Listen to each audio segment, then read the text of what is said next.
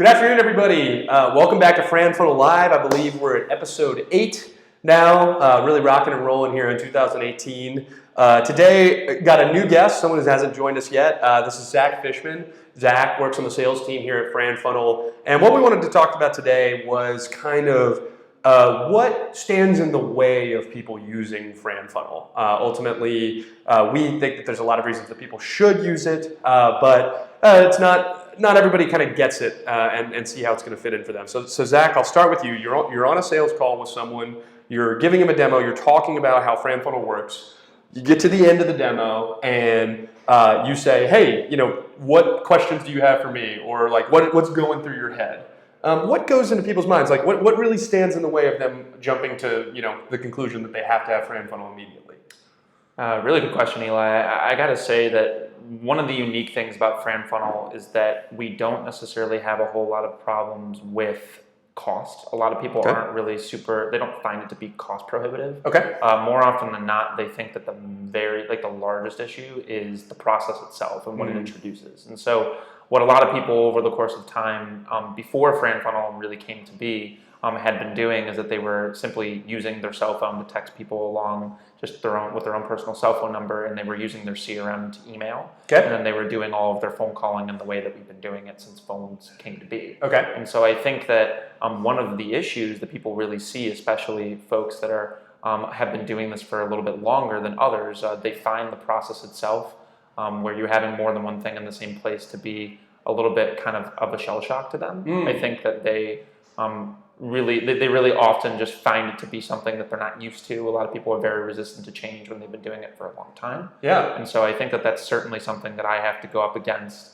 more often than not. I think that's probably 80% of the pushback I get. Right. So just because we're in the world of making their lives more efficient and making their lives better, that's essentially a major value proposition of what FranFunnel offers. But what you're saying is simply the change to go from the less efficient, more laborious thing to the more efficient, more tech-savvy thing is hard, right? And people have trouble committing to it. Yeah, and I think that the biggest thing that comes along with that is that the people who are actually the users of FranFunnel are just a lot more available than they used to be. And I think that kind of comes along with, and this is something that you and I talk about all the time, but 46% of leads come in after hours or over the weekend. And I think that that's something that people in the franchise space haven't necessarily taken advantage of just yet, because I think that they just let those leads go by the wayside sometimes because there's just not really a good process in place. And when FranFunnel is introduced and when they actually have the ability to really get in front of those leads, people are getting text messages at times that they didn't used to get text messages.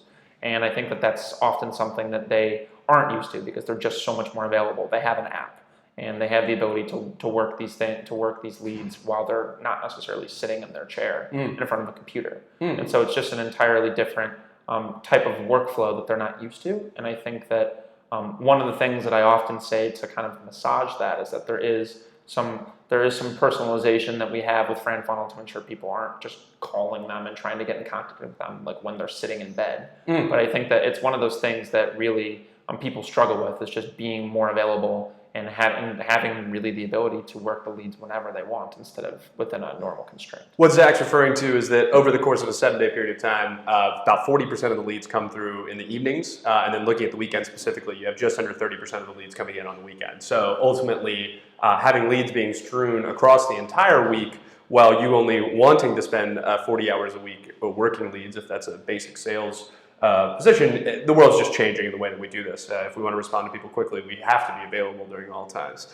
I'll ask you, okay, so number one thing that you hear is about the process. What else do people say? Is there anything that's confusing? Anything that you really have to work with people to understand, how FranFunnel really works? I think that one of the challenges that I have as well is the texting component of things as well.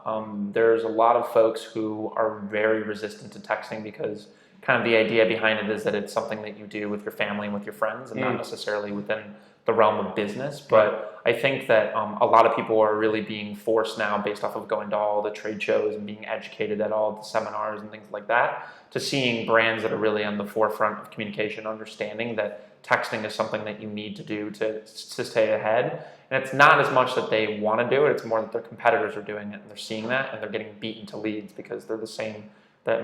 Speed to lead is becoming more and more important, and the ability to actually use more than one form of communication to do so is becoming the best way to actually go about doing things. And so they really have to do that in order to stay competitive. Yeah, I mean, you're right. I mean, we talk about it all the time, but really the goal of a sales and a marketing organization is to meet people where they already are, right? You can't force them to go somewhere that they are not. On the text messaging component specifically, you alluded to it, people are texting their friends and family. It is the primary way that they're communicating with people. So businesses have to find a clever way to get into there, right? You can't just assume that people are going to answer the phone, going to answer emails. And I like to remind people that when the phone and the email came along, the same thing happened. When email first started, there was no business application email. It was just something you did with your friends, right? And then businesses have to figure out how to do that. It makes a lot of sense to me. One thing we'll go on this. If you could wave your magic wand and magically have people just understand or get something about FranFunnel, what is it that kind of would make your life a lot easier if like people just understood it right off the bat? I think that one of the main things about FranFunnel just generally as a company is that we prioritize ourselves first as a tech company. And I think that that's one of the really large things a lot of people may not understand is that a lot of folks, especially in the franchise space, having grown up in it, I've seen a lot of people that when they use technology in this space, it is occasionally really, really hard, and it is made very difficult on the customer to actually get things like integrations and changes done quickly. And I think that that's another process a lot of people struggle with us is that they hear that we have no setup fees, and they hear that you and me are sitting here saying we can get this set up in 28 hours if you're responding to your email quickly. Like to them, like it's almost like holy crap, like I don't know like how I can handle that, because their brains aren't trained to understand that it could be reasonably this easy if people make it that way. And so I think that that's one thing that I struggle with a lot, because people just don't necessarily believe that it is truly like that painless, because it should be. It should be relatively painless to be able to improve your business and to use vendors to do so.